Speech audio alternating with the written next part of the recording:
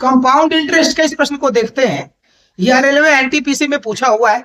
देखिए इसमें प्रश्न है कि किसी मूलधन पर 4% चक्रवृद्धि ब्याज की दर से दूसरे वर्ष का चक्रवृद्धि ब्याज 130 रुपया है।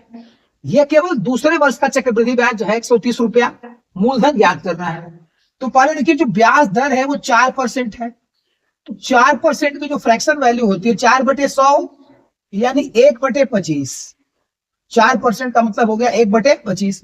अब चूंकि 2 वर्ष की बात हो रही है तो मान लेते हैं कि जो मूलधन है वो 25 का स्क्वायर है। 2 वर्ष के लिए 25 का स्क्वायर मान लेते हैं, यानी मूलधन हमने 625 रुपया मान लिया। 25 का स्क्वायर 625। अब इसमें पहले वर्ष का ब्याज कितना होगा? मूलधन पे जो पहले वर्ष का ब्याज होगा तो 625 का 1/25 कर देंगे। 4% का मतलब 1/, तो 625 का 1/25।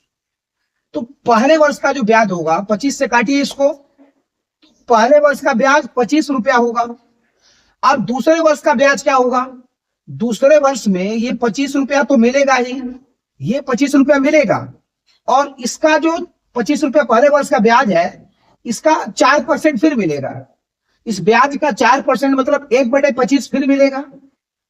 तो 25 का 1/25 काट देंगे तो 1 रुपया। तो दूसरे वर्ष का ब्याज हो गया 25 और 1 26 रुपया। तो दूसरे वर्ष में 26 रुपया ब्याज मिलेगा, क्योंकि जो पहले वर्ष का ब्याज है 25 वो भी मिलेगा और इस 25 रुपए का 4% फिर मिलेगा 1 रुपया। तो दूसरे वर्ष में 26 रुपया ब्याज मिलेगा।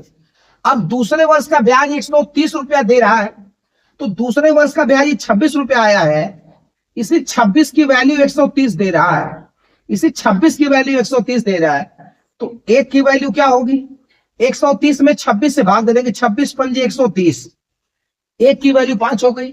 हमें मूलधन निकालना है और मूलधन हमें 625 रुपया माना है। तो यदि 1 की वैल्यू 5 हो गई तो 625 की वैल्यू क्या हो जाएगी?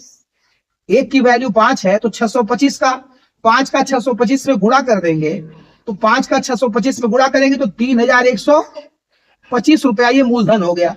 मूलधन 3125 रुपया हो गया। सेकेंड ऑप्शन सही है।